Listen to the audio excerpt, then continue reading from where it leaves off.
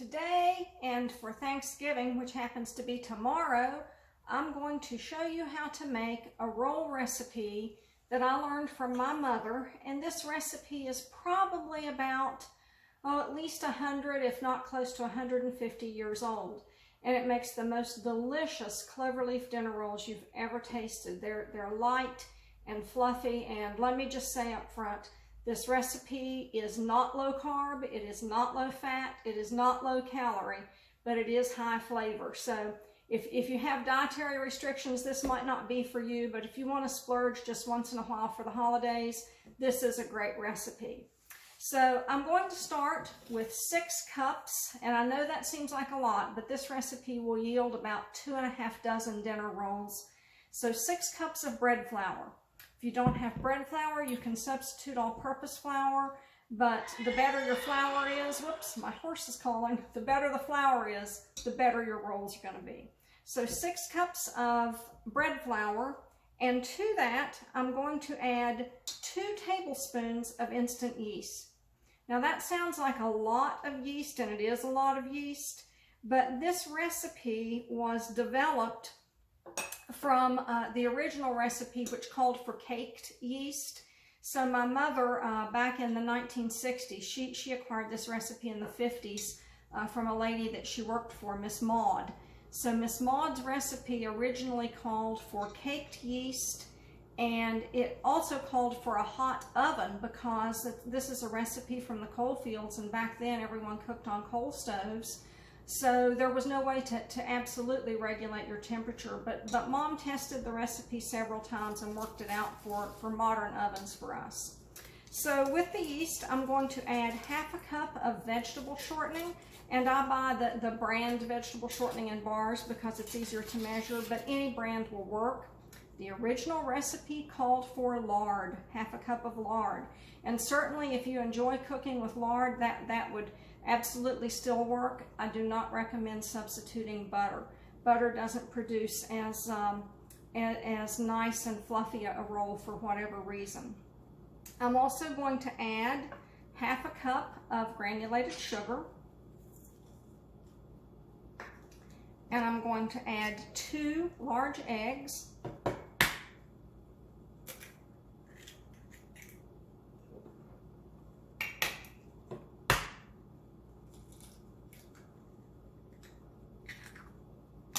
And I'm also going to add 1 tablespoon of salt, and this is just plain iodized salt. It's not kosher salt, it's not sea salt, it's not fancy pink salt, it's just plain old iodized salt. Now the last thing I'm going to add to this will be 2 cups of warm water, and then I'm going to place it on a 6-quart stand mixer, and I'm going to use the dough hook on low speed, the lowest speed possible. I will say if you do not have a 6-quart mixer and you have a 4½, or a 5-quart, and you think that this might be too much and it might struggle, then just start with 4 cups of flour, all the other ingredients, go ahead and blend it with the dough hook in your mixer, and then fold in by hand the last couple of cups of flour. The other thing is, when you make this, you just have to feel the dough and decide whether it's too sticky or not, and it is better to lean towards sticky than to have dough too dense, and then it's hard to work with. So I'm going to put the water in and mix it on low speed off camera, and I'll come back and show you best I can on film without you actually being here to feel the dough with me what consistency we want.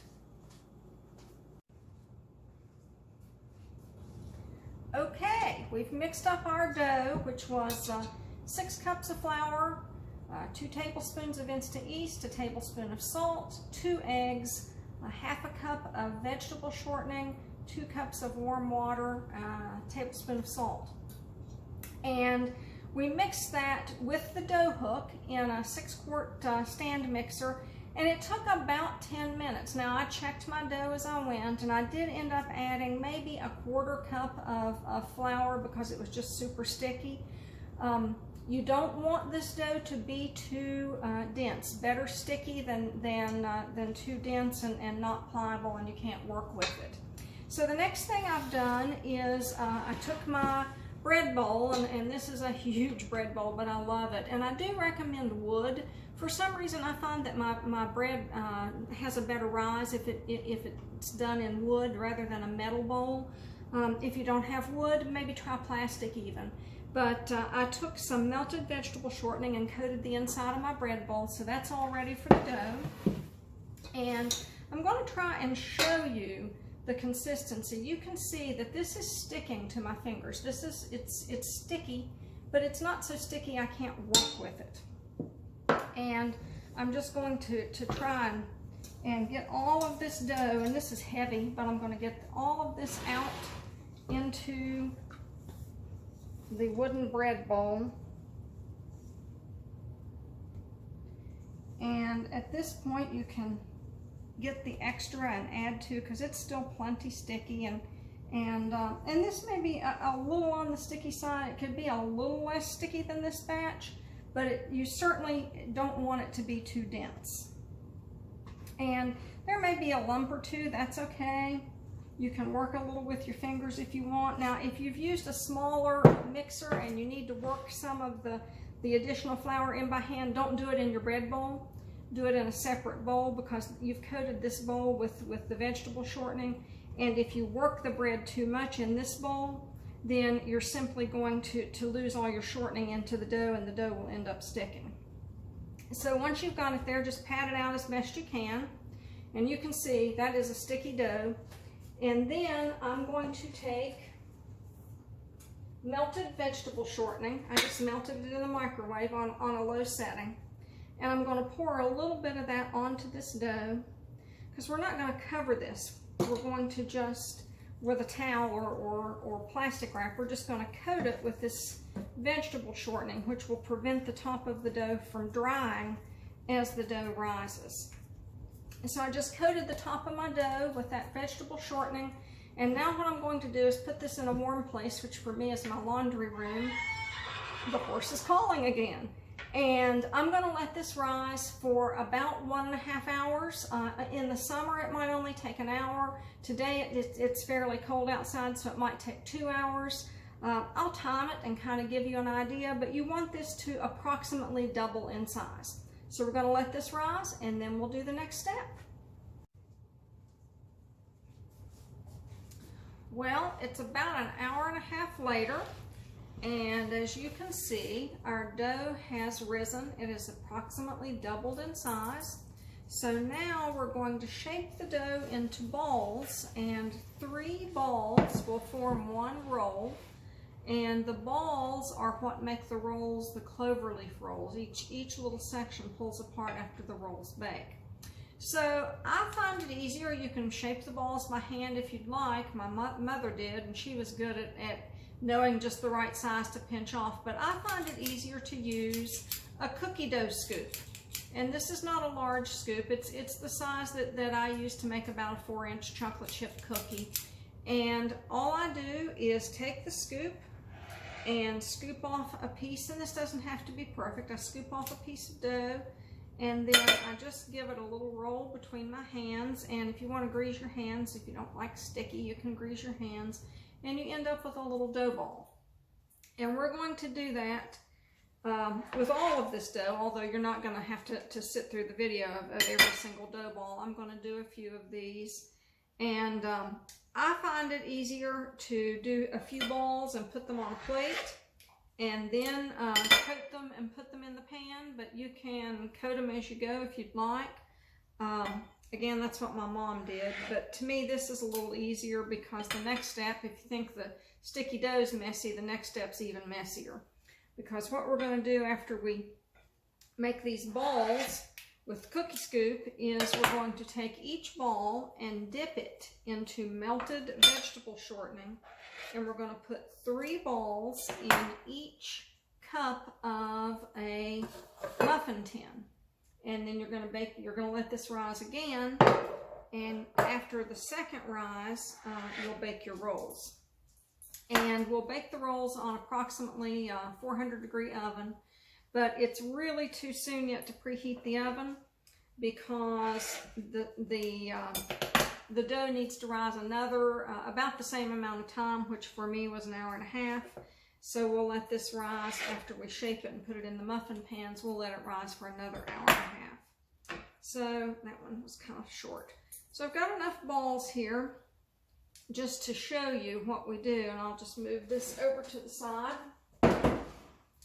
So once you have your balls shaped, you'll take melted vegetable shortening, and this is hot, so I'm not going to handle it too much. And you'll just dip each ball.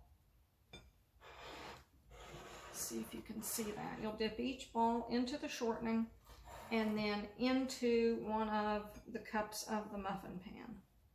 And you'll do 3 balls per cup. And I'm not going to do all of these, just enough to give you an idea. And it's messy and you get shortening all over you. The good thing about this is, after you have enough shortening on your hands from making these rolls, it really makes your skin soft. And if you want to do an extra little spa treatment while the rolls are rising for the second time, if you have any leftover melted shortening, go ahead and rub it on your hands and rub in some kosher salt. And you've just made yourself a little salt scrub. And that can be a pre-holiday treat, and the rolls can be a holiday treat for dinner. So that's all we're doing. I'm going to do that with each and every muffin cup. And again, this is going to make about 2.5 dozen rolls.